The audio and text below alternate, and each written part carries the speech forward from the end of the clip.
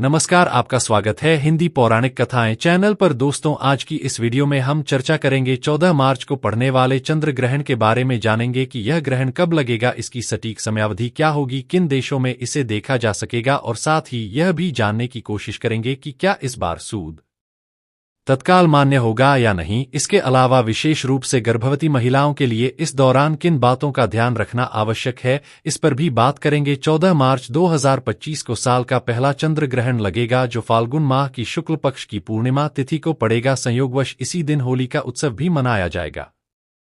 यह पूर्ण चंद्र ग्रहण होगा जिसमें पृथ्वी चंद्रमा को पूरी तरह से ढक लेगी। ग्रहण के समय चंद्रमा सिंह राशि और उत्तरा फाल्गुनी नक्षत्र में स्थित होगा। वहीं केतु की उपस्थिति से ग्रहण योग का निर्माण होगा। यह स्थिति सिंह राशि और उत्तरा फाल्गुनी नक्षत्र वालों के लिए कठिनाईपूर्ण मानी जा रही है। अगर इसके समय की बात करें तो भारतीय समयानुसार चंद्र ग्रहण की शुरुआत 14 मार्च को सुबह 9:29 पर होगी और इसका समापन दोपहर 3:29 पर होगा, यानी कुल अवधि लगभग 6 घंटे की होगी। अब सवाल आता है कि यह चंद्र ग्रहण किन किन देशों में दिखाई देगा। तो दोस्तों, यह ग्रहण ऑस्ट्रेलिया के अधिकांश हिस्सों, यूरोप, अफ्रीका, उत्तरी और दक्षिणी अमेरिका, प्रशांत अटलांटिक और आर्कटिक महासागर, पूर्वी एशिया और अंटार्कटिका के कुछ क्षेत्रों में दिखाई देगा। हालांकि भारत में यह चंद्र ग्रहण नहीं देखा जा सकेगा, क्योंकि उस समय यह दिन होगा। गर्भवती महिलाओं के लिए विशेष सावधानियां बरतने की सलाह दी जाती है। ऐसा माना जाता है कि ग्रहण की अवधि में उन्हें घर के बाहर नहीं जाना चाहिए। ग्रहण देखना तो बिल्कुल ही वर्जित है।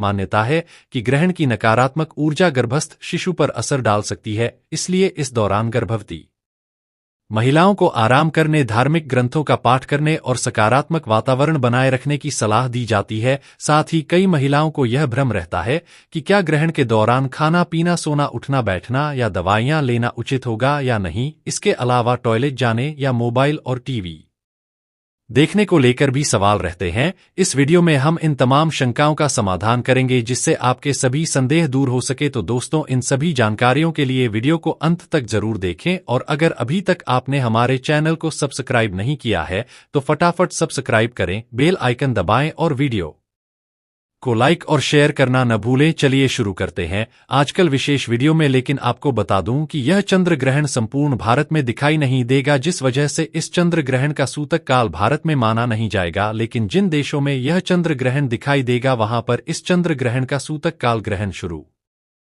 होने के ठीक 9 घंटे पहले शुरू होगा, जो कि ग्रहण के साथ ही समाप्त हो जाएगा। चलिए अब जानते हैं कि भारत में रहने वाली गर्भवती महिलाओं को इस चंद्र ग्रहण के दौरान क्या सावधानी रखनी है और कौन से नियमों का पालन करना है या नहीं करना है। तो दोस्तों, यह चंद्र ग्रहण वैसे तो भारत में दिखाई नहीं दे रहा है, इसीलिए भारत में रहने वाली गर्भवती महिलाओं को इस चंद्र ग्रहण की टेंशन लेने की कोई भी आवश्यकता नहीं है। आपको इस चंद्र ग्रहण के सूतक के नियमों का पालन करने की कोई भी आवश्यकता नहीं होगी, लेकिन हो सके तो सेफ्टी पॉइंट ऑफ व्यू से आप चंद्र ग्रहण के समय कुछ सावधानियां जरूर रखें, जैसे कि आप चंद्र ग्रहण के समय अपने घर से बाहर न निकले, क्योंकि ग्रहण के दौरान वातावरण में बहुत ज्यादा नेगेटिविटी बढ़ जाती है। इसलिए हो सके तो घर के बाहर न जाएं और इस समय आप किसी भी नुकीली या धारदार चीज का इस्तेमाल न करें। साथ ही हो सके तो ग्रहण के समय भगवान का ध्यान मंत्र जाप करें, इससे आपको लाभ मिलेगा। चलिए अब जानते हैं कि भारत में रहने वाली गर्भवती महिला के घर के काम कर सकती है या नहीं। दोस्तों, भारत में रहने वाली गर्भवती महिला हो सके तो ग्रहण के समय छोटे मोटे काम कर सकती है।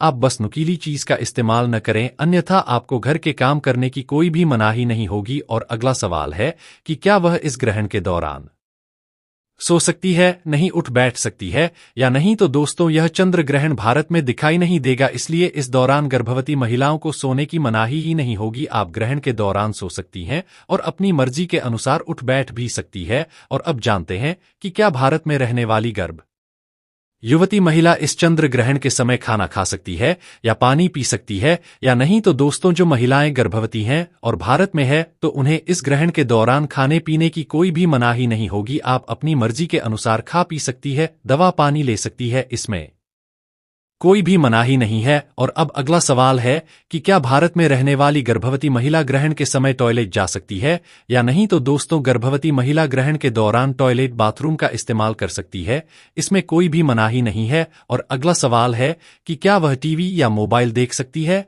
या नहीं।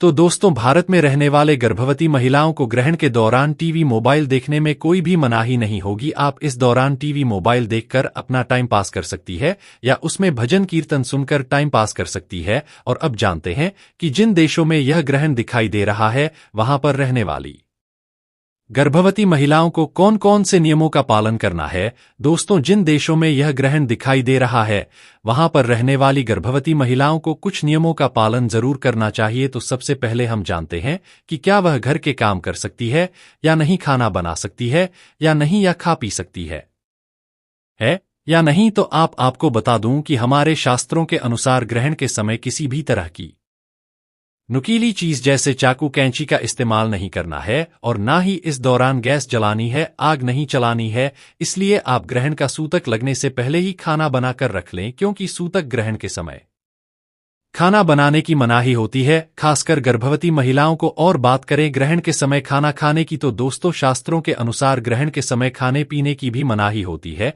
लेकिन जरूरत पड़ने पर सूतक ग्रहण के समय यदि आप खाना चाहती है तो उसके लिए आप अपने खाने और पीने वाले पानी में ग्रहण का सूतक लगने से पहले तुलसी का पत्ता डाल लें। इससे उस खाने में और पीने वाले पानी में ग्रहण का दोष नहीं लगता है। और अब अगला सवाल है कि क्या गर्भवती महिला ग्रहण के दौरान उठ बैठ सकती है, सो सकती है या नहीं। तो दोस्तों, शास्त्रों के अनुसार ग्रहण के समय सोना या पैर मोड़ना भी बजे है, लेकिन ग्रहण का सूतक का समय इतना लंबा होता है कि इतने लंबे समय तक गर्भवती महिला अगर लेते ही नहीं बैठेगी नहीं तो उसे प्रॉब्लम फेस करनी पड़ सकती है। अगर आप अपनी इच्छा के अनुसार सोना या बैठना चाहती हैं तो गर्भवती महिला को चाहिए। ग्रहण के दौरान गर्भवती महिलाओं के लिए कई परंपराएं और मान्यता दाएं प्रचलित हैं, जिनका पालन करने से नकारात्मक प्रभावों से बचा जा सकता है। सबसे पहले आप एक लाल धागा या मौली को अपने घर के किसी कोने में किलिया खूंटी पर टांग सकते हैं। यदि खूंटी न हो तो दीवार पर सेलो टेप की मदद से इसे सीधा चिपका सकते हैं।